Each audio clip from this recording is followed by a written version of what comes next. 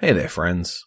I promise I'm not trying to make this channel into Minecraft YouTube channel, but I wanted a way to record this, and I thought it'd be the easiest way to make a little blog post about it.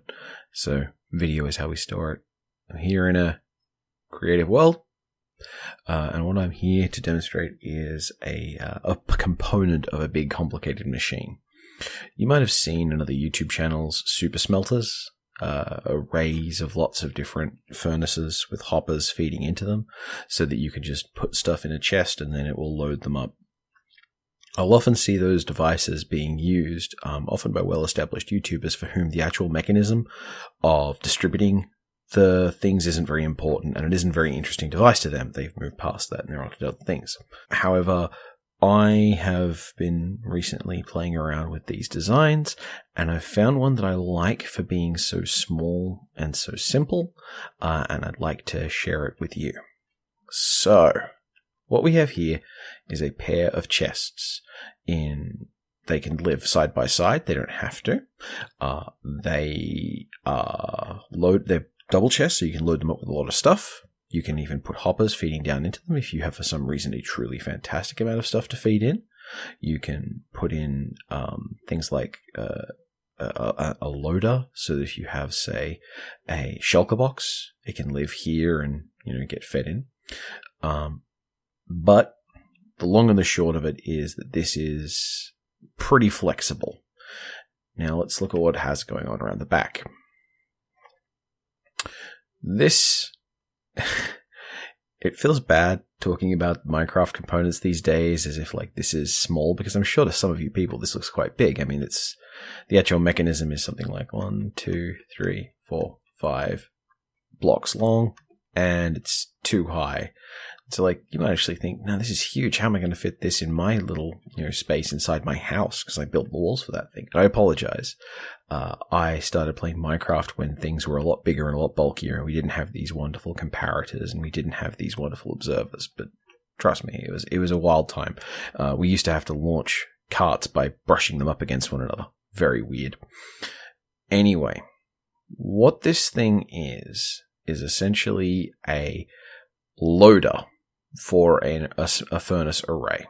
Now what you're going to have out here is furnace, right, with hoppers that run onto the top and into the back. And that's it. That's all they do. There's nothing particularly special about this. And then you're going to have rails running over the top of the hoppers, and that means that when a minecart with a chest on it or a minecart with a hopper on it roll over, they deposit one of the items as they're passing over.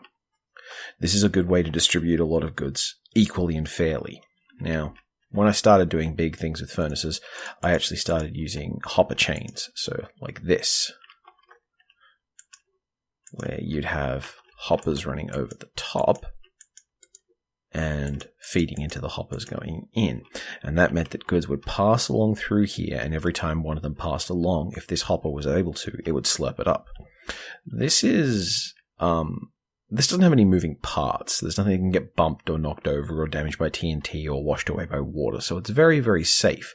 It's also very iron consuming. For every different furnace, you have 2 hoppers.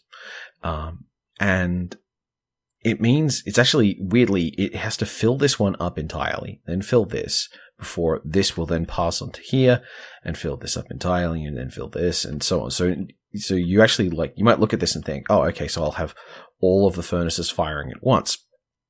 That's not how it works. You'll instead go, this will get filled up, and then this will get filled up, and this will get filled up, and this will get filled up. This can actually be pretty good if what you're doing is throwing in a lot of different varieties of item, because this will just get blocked up with one thing, and then this will get blocked up with the same with everything else, and eventually they'll all pass on. It will all shake out, but it won't be very even, and it won't be quick. It'll be slow as everything getting processed in a mixed order. There's actually a whole wing of study about this, which is queuing theory. It's really interesting. But for now, what I wanted to do was to distribute goods across these completely equally, and that meant using a lovely minecart. So, I'm not going to go into too much more detail about how furnace arrays work. you practically can see how they work right now, right? You just put a one cart dropping coal or bamboo or charcoal or whatever your fuel of choice is into the backs, and one dropping whatever it is you want smelted into the fronts. Okay. I guess there is one other detail. If you're building a furnace array like this, and you're like me, and you started out with powered rails resting across the top, and then when you hit your last furnace, you put up a wall so that the cart will hit here and go bonk and head back.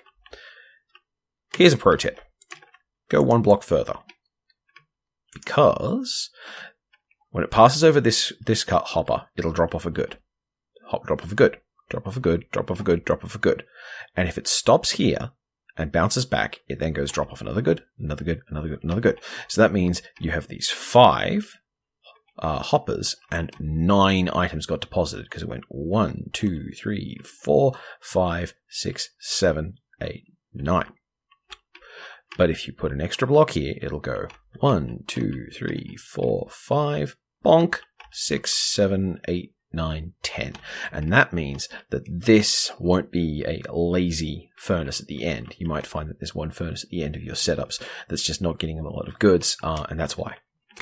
Okay, so the point is that I feel like the furnace array is pretty simple and it doesn't need a lot of explanation, but then I did just spend 5 minutes going on about them. But this thing here is the thing that gave me headaches, and so rather than let you have to deal with your own headaches, I thought I would share this. Okay, so it used to be that you'd have a sort of like a situation which there was a powered rail here, and it would detect movement of like a hopper, and it would feed into a falling edge detector that would then power that powered rail, and it would zoom off when it got a certain volume in it. This is a little more cowboy, because what we have here is a hopper minecart. And I don't know if you've ever seen this, but hopper minecarts are really quick. What you're going to find is that this, our friend, the hopper minecart, is really thirsty. It will slurp up a lot of material very, very quickly. What's going to happen, and I'm going to demonstrate this, is that I'm going to put some stuff in here, and you're going to see quite a lot of it is just going to get swooped straight out by this hopper minecart, which will then streak off. That's what you wanted to happen. So let's give it something to cook with. Sorry, let's give it something that it could hypothetically smelt. Holding down the middle mouse button to do this. Okay. See that? Just see that ripping through. That just took out about 30-ish items. So 28. All right. That means hypothetically this could take across 14 furnaces. Drop one item off in each, come back and drop another item off in each one of them, and then you'd have this thing empty and ready to re-slurp. This is not a perfect timing because there's certain weirdness going on here. Particularly, this rail starts detecting just before the cart is in position to slurp out of here. So this is a very, very quick and dirty kind of arrangement. This is not designed to handle a really big array.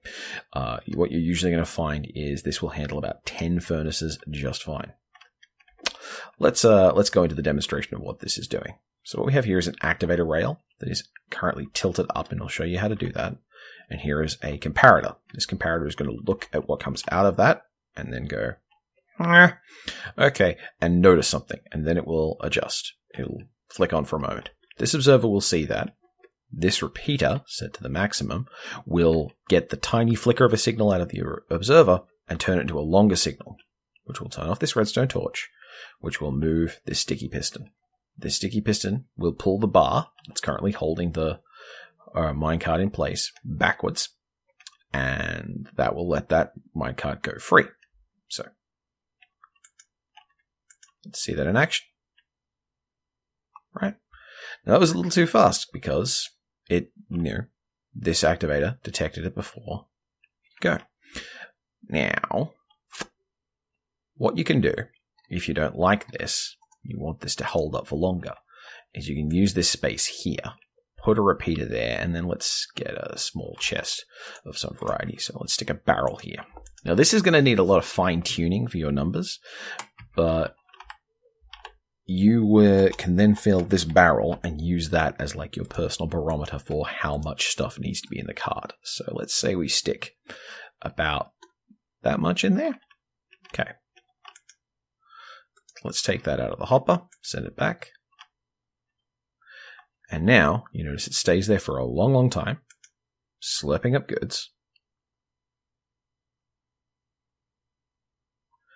And when it gets mostly full, see, mostly, not all the way full, because this is mostly but not all the way full, it shoots off again.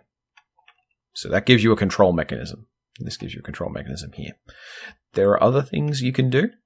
Like, for example, you might want this whole system to work. Get rid of that. You might want this whole system here to work slightly differently or have a different height. Like, this is designed so that you're one block above ground level, but you might want to put it down lower. I don't know. And so what you can do here, if you want to extend this, is you can instead go like this, feed into there, have a redstone torch there, a repeater there, and this now lets you have longer timer. And you stick that. Okay. Now this is going to behave exactly the same way, but with a longer delay. So let's empty this out again. Send it back. And as you see, we came out of it with about twice as much as it normally would have gotten. So this whole system, I'm really enamored with this. Like, I'm showing it off on YouTube for crying out loud. I've got to be kind of into it, but it's got a lot of dials on it, what I think of as ways to fine tune this. You can have this T shape. You can actually do like a set of observers trailing down. You can do this very elaborate control mechanism here. If you've got more width, if you wanted to, you could actually use a pulse extender out of here and build so it points up into that.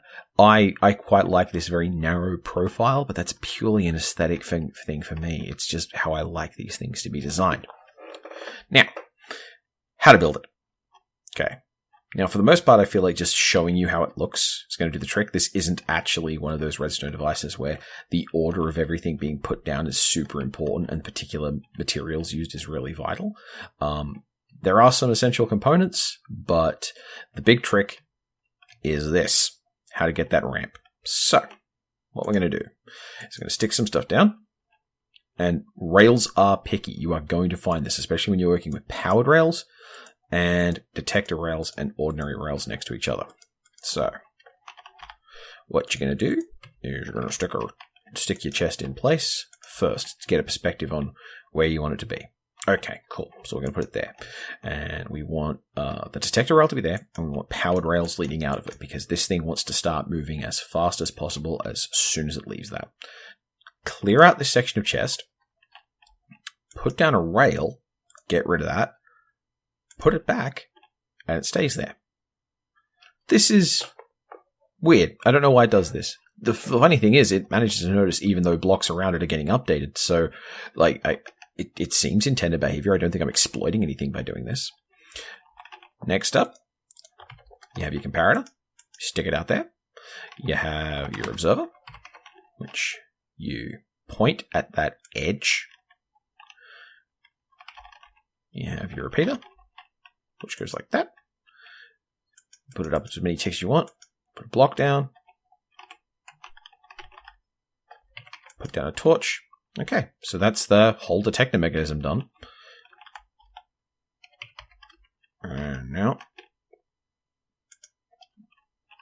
ain't that cool? And that's it. That's the whole thing. That's the unit made.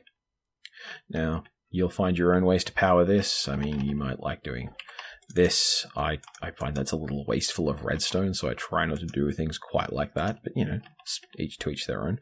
You also might not like the idea of having the two side by side, because it might be easy to mix them up. You can use item frames here or here or here, whatever you prefer. You can put hoppers feeding into them if that's what you like. Depending on the scale of your projects, you might need like multiple arrays, but like if you're making bigger scale projects than this, then you probably don't need my help. This is good for a really dinky kind of that weird space between home automation and gigantic redstone nonsense. I mostly am happy with the fact that this design works alongside itself. If you wanted to build this exactly next to it, like that, like that, and have the same mechanism for another chest that's sitting here, for example, that wouldn't interfere. And the same thing with this. Like you can have them side by side as long as they have that one empty space alongside them. Now, I hope that this doesn't come across as like too much, hey, look at my really basic redstone thing and I'm proud of it. But I am proud of it. And I'm proud of it because this design took me a long time to whittle down, and I whittled it down by looking at other people doing stuff, and none of them had the time to sit down and break down what was working and why it worked. So I hope this video has been meaningfully interesting in that regard. And I hope I remember to edit out the times I swore.